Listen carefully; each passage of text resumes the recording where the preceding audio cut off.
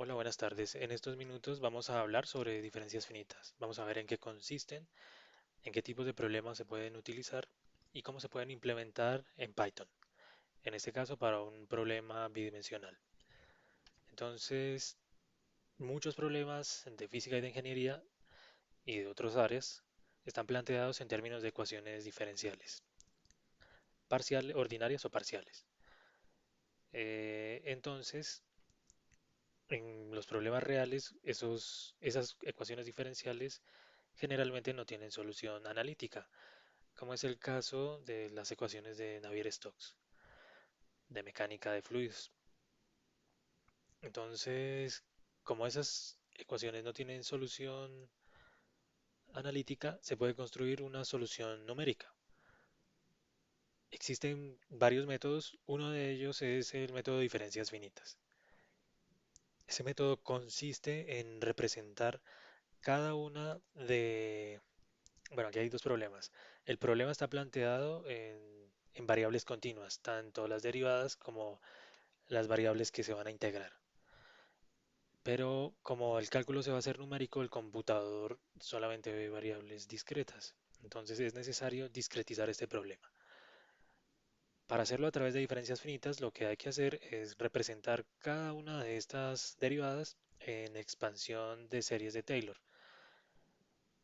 Y se toma un conjunto finito de términos de la serie para aproximar la derivada como la superposición de esos términos.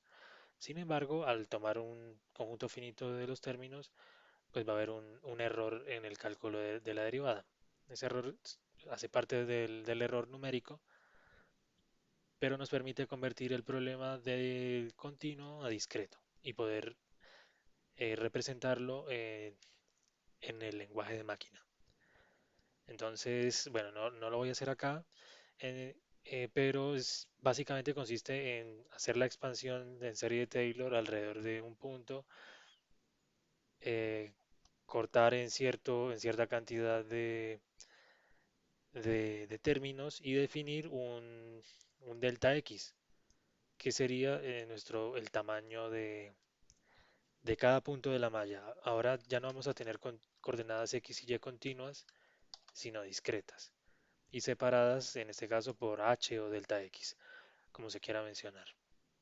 Dependiendo del número de términos, vamos a tener una fórmula, una expresión, en este caso para la derivada de primer orden, de esta forma. Entre más términos, hay más precisión, pero numéricamente pueden haber otros problemas y también el cálculo se vuelve más intensivo.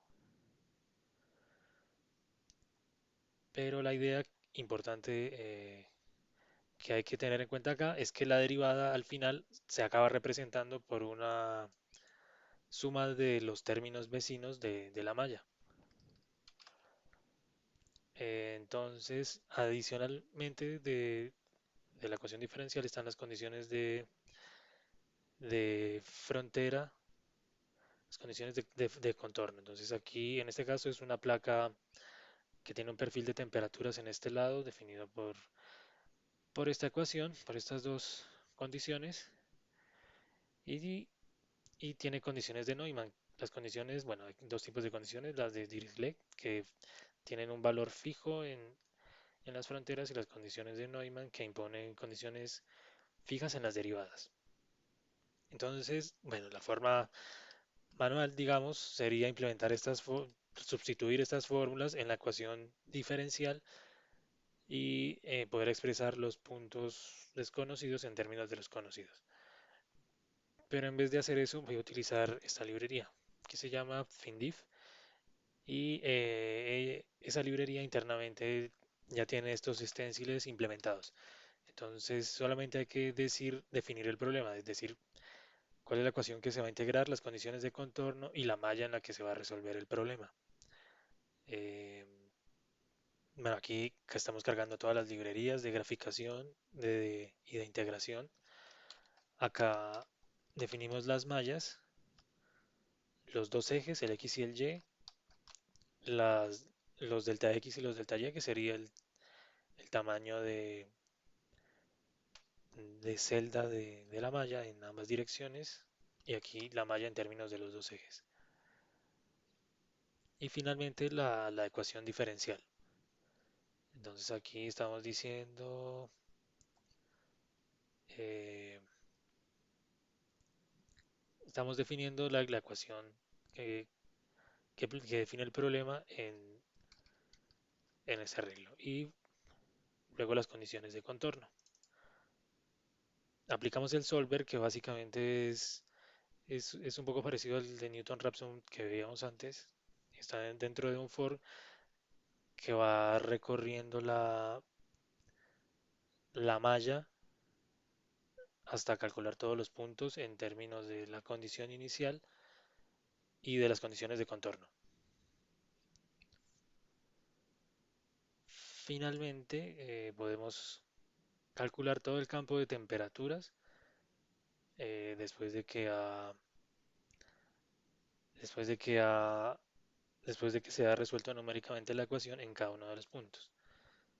Si quisiéramos calcular la solución en algún punto que no hace parte de la malla, sin tener que volver a calcular todo y redefinir la malla, bastaría con hacer una interpolación bidimensional. Existen muchos otros métodos que pueden dar mayor precisión y desempeño computacional, pero ya depende de cada problema específico cuál método puede resultar más óptimo. Es eso, gracias.